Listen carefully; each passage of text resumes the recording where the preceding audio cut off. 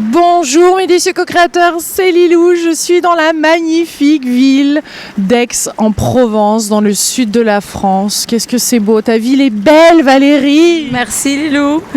C'est vrai qu'en plus aujourd'hui il y a un beau soleil, ça sent bon, on a le bruit de l'eau derrière nous.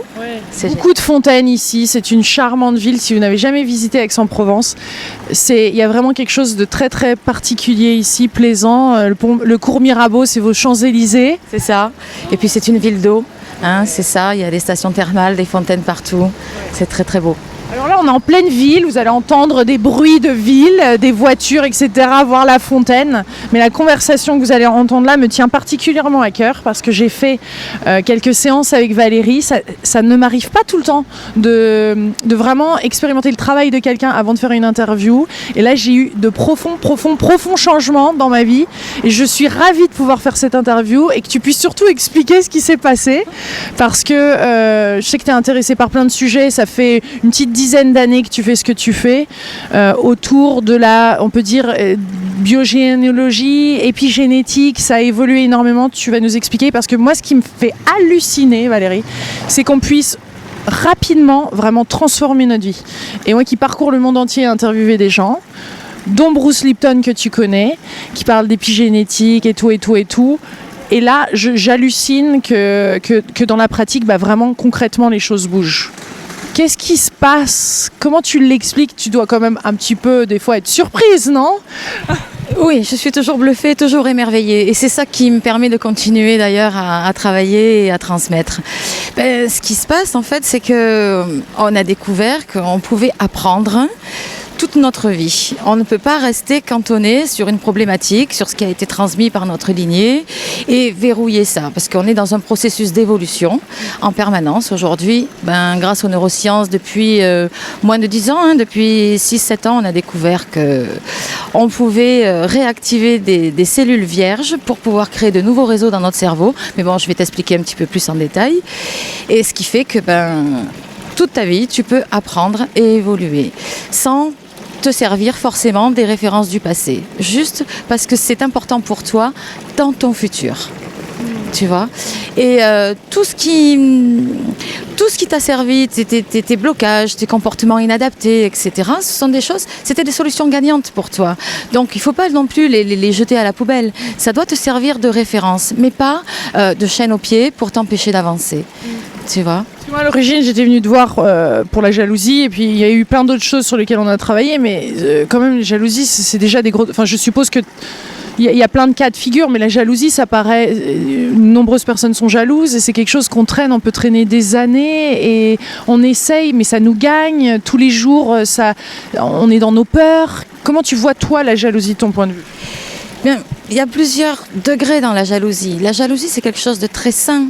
Dans un premier temps, il ne faut pas en avoir peur. C'est quelque chose qui nous renseigne sur ce qui est important pour nous. Si on est jaloux de quelqu'un, si c'est pas sa relation amoureuse, c'est qu'on a envie de vivre ça. Si dans notre couple, on ressent de la jalousie parce que on se sent moins en sécurité dans la relation, c'est aussi parce que ça nous renseigne qu'on tient à l'autre et que peut-être il faut qu'on se bouge un peu, qu'on s'endorme pas sur nos lauriers. Après, il y a la jalousie qui va nous bloquer. Donc là, c'est moi, au cours du stress, tu parles beaucoup de ces stress cachés. Voilà, alors là, ça peut être un stress caché qui est récurrent, qui va être handicapant, qui va saboter la relation. Donc là, on va travailler différemment. On va aller un petit peu creuser comment la personne a appris l'amour, quelle est sa référence du couple. Donc on va aller regarder la relation à ses parents, comment se fonctionnaient l'homme et la femme qui étaient ses parents à l'époque, qu'est-ce qu'elle a pu apprendre, comment elle s'est modélisée. Et puis, ça fait sens. Justement, sans mettre forcément de raison, parce que là aussi, tu vois, la raison, ma mère a été abandonnée, quittée, et du coup, moi j'ai peur d'être quittée, et je vis la jalousie pour me protéger et rester en contrôle. Ok, mais c'est pas super génial, on vit pas l'amour dans ces cas-là, tu vois. Donc, Parce que la crainte et la peur, c'est ça que tu m'avais appris. Moi, déjà, dans la science Oedipe, le complexe d'Oedipe. Oui, tu m'as expliqué ça et d'un seul coup, ah oui, en effet. Donc là, il y a une certaine mécanique, mais après, il y a d'autres choses qui s'installent lors de la séance. C'est ça que j'aimerais aussi discuter avec toi. Et tu m'avais expliqué la différence entre la crainte et la peur. Oui. Est-ce que tu peux expliquer tout ce processus? Parce qu'en même temps, tu découvres certaines choses dans la séance et après, il y a cette phase d'apprentissage. C'est un petit peu difficile parce que ça se fait dans l'instant, tu sais. C'est comme quand on danse avec un partenaire, on réfléchit pas. Qui aime la salle. Exactement, on réfléchit pas à ses pas. Mais effectivement, je vais forcément pour permettre à la personne de mettre du sens sur sa problématique et non pas une raison, pour qu'elle sache sur quoi s'appuyer, lui expliquer comment fonctionne l'Oedipe, comment elle a fait son Oedipe pour la jalousie, par exemple. C'est quelque chose qu'il va falloir aborder. Après, la différence entre la crainte et la peur, c'est autre chose. On n'est pas seul au monde. La jalousie, c'est un problème de rivalité. La rivalité, ça fait partie de la vie. On progresse ensemble, on se modélise les uns sur les autres. On est rivaux, on n'arrive pas comme ça tout droit au but. Ça fait partie. C'est toujours possible, donc il ne faut pas en avoir peur, mais il faut le craindre pour justement faire intervenir notre conscience élaborée, apaiser notre stress et avoir le bon réflexe au bon moment. Tu vois, voilà. Cette rivalité, c'est peut-être quelque chose qu'on n'avait pas acquis dans notre enfance. Et c'est là où ça devient intéressant, lors de séances comme ça, de comprendre qu'au contraire, c'est sain. Mais oui, parce que si quand la petite fille, par exemple, fait ses ouvertures hormonales sur l'homme qui est son père, la maman, la femme qui est sa mère se comporte dans l'acquis, il n'y a plus trop de sexualité dans le couple, etc. Elle va pas sentir que la femme qui est sa mère est avec cet homme, avec l'homme qui est son père. Donc, elle va pas intégrer qu'il y a une rivale, tu vois. Et du coup, pour elle, quand elle va rencontrer un homme, il sera à elle. La possessivité. Waouh. Est-ce qu'on peut posséder quelqu'un? Non, je crois pas. Ça, c'est des relations dysfonctionnelles. Oui, après là, ça devient un peu pathologique, forcément.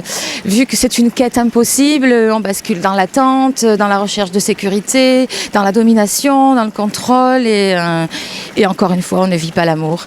Et qu'est-ce que c'est dommage. Ce qui est fou dans le couple, c'est qu'on cherche toujours la sécurité. Oui. Après, on finit par ne plus avoir de sexualité. Ça se transforme en quoi? Et ça se transforme en amour familial.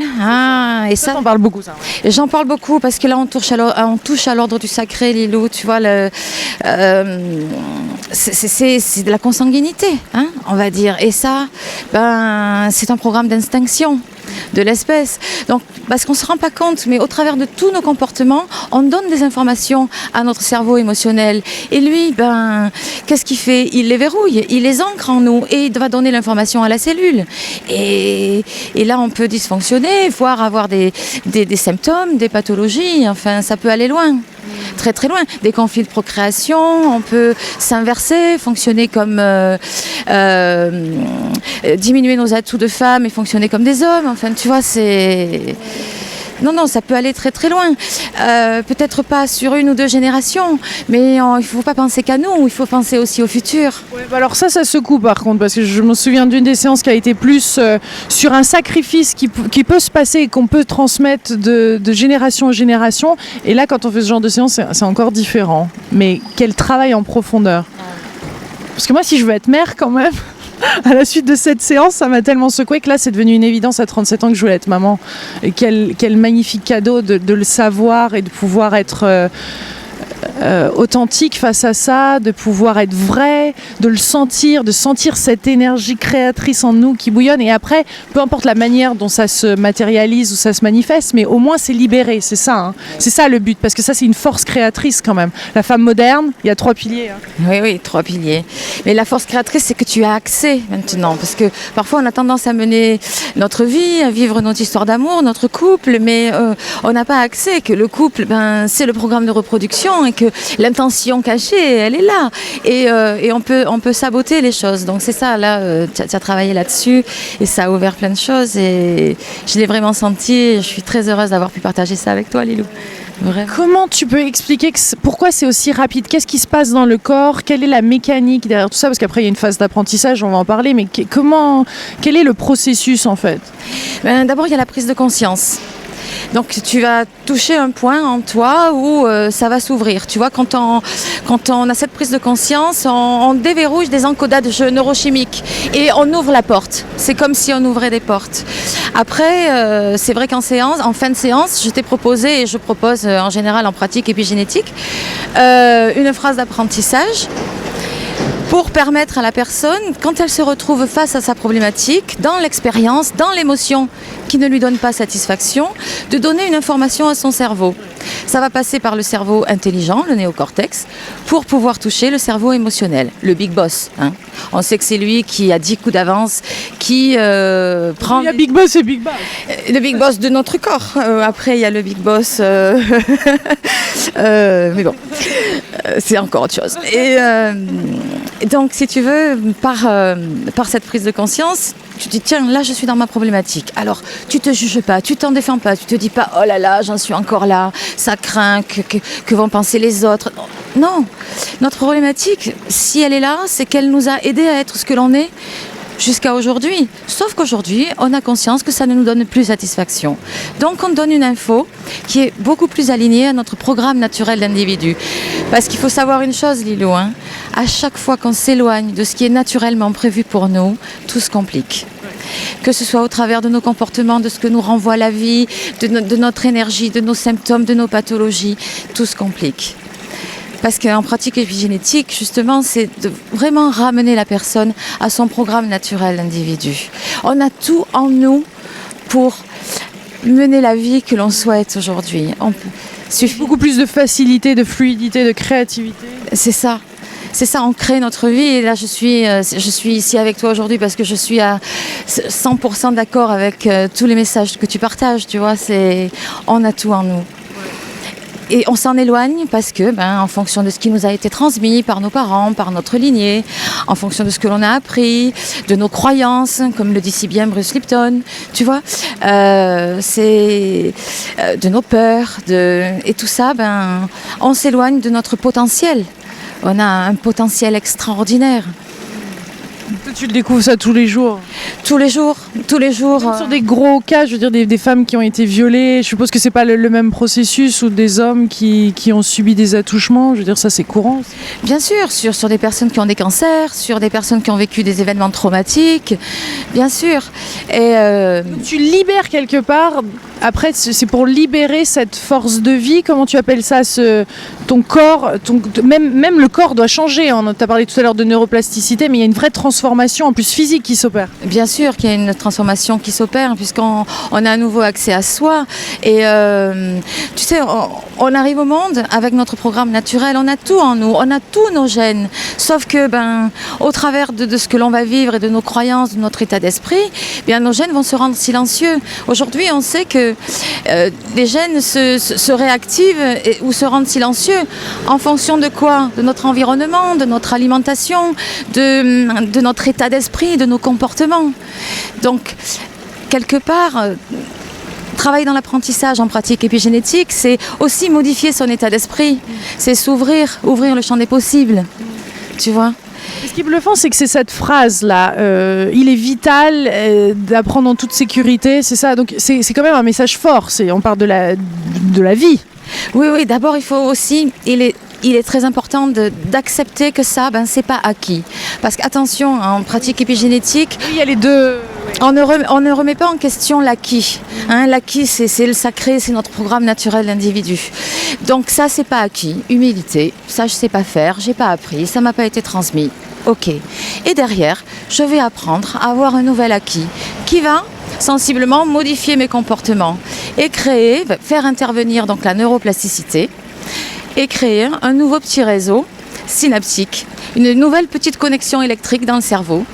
Une fois qu'elle est créée, nos comportements se modifient et les réseaux qui ne donnaient pas satisfaction vont se ranger de côté. On appelle ça un élagage synaptique. Tu vois, et ça se crée grâce aux cellules souches dont on parlait tout à l'heure avant. Justement, parlons-en un petit peu plus. Décris-nous ces cellules souches, ce que c'est exactement, quel est leur rôle? Il a été découvert que en contact de toutes nos cellules. Il y a des cellules, on appelle ça des cellules souches parce que ce sont des cellules vierges, elles ne sont pas encodées par l'information de nos gènes. Et donc entre nos neurones, dans notre cerveau, il y a des petits neurones vierges qui ne demandent qu'à être réactivés. C'est bon signe ça. Voilà, c'est ce qui fait aussi qu'aujourd'hui on peut être rassuré quant au fait de vieillir ou d'être stressé. Non, ça n'est pas irréversible. On active toute notre vie jusqu'à la fin de nos jours, nos cellules souches pour créer de nouveaux réseaux. Tu vois, c'est vraiment... il est beau quand même notre programme naturel individu. Hein. Moi, plus je découvre ce potentiel qu'on a, plus ça me paraît. On freine notre propre évolution. Hein. Grâce à la connaissance, on a plus confiance aussi pour s'ouvrir. On sait un petit peu mieux où on va aujourd'hui, même si on en est qu'au balbutiement. Hein. Je suis sûre que dans 5 ans, on en reparle toutes les deux. Il va y avoir encore plein de choses qui vont être découvertes.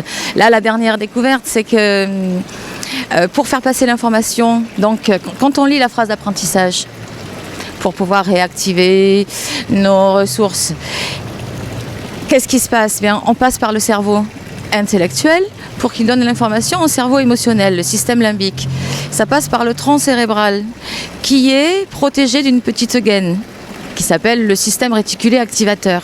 Cette petite gaine n'a pas d'état d'âme, elle n'a pas d'émotionnel. Elle va considérer que l'information est avantageuse et bonne pour nous si elle est répétée plusieurs fois. Voilà. Donc, d'où l'intérêt de lire plusieurs fois la phrase d'apprentissage, même si parfois ça ne nous parle pas forcément, si parfois on est énervé, on est stressé, on est dans nos angoisses. Donne l'info, ça va finir par poser.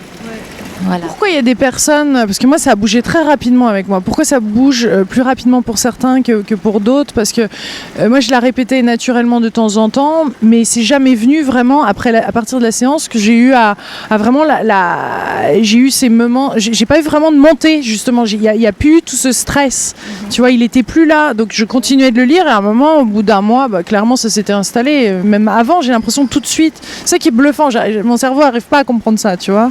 Ça me fait ça aussi parce que on a l'habitude de travailler sur nous, Lilou. On a l'habitude de se remettre en question. On a lâché pas mal de résistance. Hein. Quelqu'un qui va être plus dans la résistance, qui va chercher à comprendre le pourquoi, qui va avoir peur d'être manipulé, après il va fermer un petit peu, ça va prendre plus de temps. Après il y a le facteur de l'âge aussi. Hein. Bien sûr que nos cellules se renouvellent et s'activent plus facilement au plus on est jeune. Mais attention, ça peut bouger très très vite pour quelqu'un de 75 ans aussi. Hein.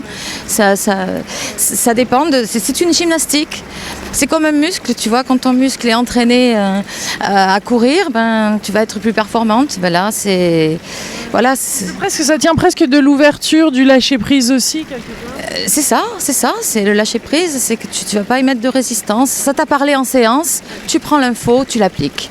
Puis le truc, c'est que je trouve qu'il faut vraiment trouver des thérapeutes avec qui on s'en laisse. Moi, toi, ça m'a parlé, je le savais. Pas la première fois qu'on s'est rencontrés, mais quand j'ai eu ce souci, je savais immédiatement que c'était ça. Et ce qui est marrant, c'est qu'il faut aussi sentir cette connexion, quoi. C'est pas, t'es une femme quand même très puissante, très forte. C'est pas forcément pour tout le monde non plus d'être en séance avec toi, ça peut faire peur. Ça peut faire peur ou ça peut pas correspondre, ou il y a quelque chose qui est renvoyé, c'est ça qui est intéressant, donc il faut aussi choisir avec qui, ce qui est fabuleux, c'est qu'il faut aussi s'autoriser à gagner cette évolution, enfin à y arriver, et donc il y a des outils qui vont plus nous parler que d'autres. Moi ça a fonctionné et le duo fonctionnait bien, donc on y va, moi j'y vais à fond dans ces cas-là, mais pourquoi essayer quelque chose alors qu'on est déjà dans les doutes? Je veux dire, c'est pas le bon moment. Voilà. S'il y a des doutes, pourquoi entamer un truc? Autant pas perdre son temps, ni son argent, et cela dit, c'est vraiment hyper accessible, là, ce dont on parle. Mais c'est ça, quoi. Pourquoi il faut être prêt? Alors ça, c'est ça que j'aime bien aussi, c'est que des fois j'en ai parlé à des personnes et Valérie dit non, c'est à la personne de m'appeler parce que là il y a vraiment quelque chose qui se passe. Il faut être prêt, on n'essaye pas d'aider, d'assister, de materner, là on n'est pas du tout là-dedans. Non, ni de pousser, parce que justement la personne est à son propre rythme, à ses propres, et ça c'est un respect total du rythme, de son ressenti, de son émotion, de son degré d'évolution. Parfois il faut passer aussi par la décharge, c'est-à-dire aller voir, faire une analyse pour vraiment tout reposer sur le divan, ça peut prendre des années, puis un jour on se dit non mais là en fait j'ai le choix. allez, j'y vais, j'apprends à fonctionner autrement. Ça a été validé par les neurosciences. On a des cellules souches, on peut créer de nouveaux réseaux, feu, qui vont modifier nos comportements et qui vont réactiver nos gènes qui se sont rendus silencieux. Oh yeah! Et voilà. Alors le but, ce n'est pas d'être parfait et d'avoir tous les gènes actifs, ça n'est pas possible. Mais De retrouver cette liberté d'être. c'est ça, d'atteindre ses objectifs, de vivre la vie qu'on a envie de mener, de se réaliser, de ressentir le plaisir, de vivre la joie. Hein, c'est ça qui est important. Tellement bon.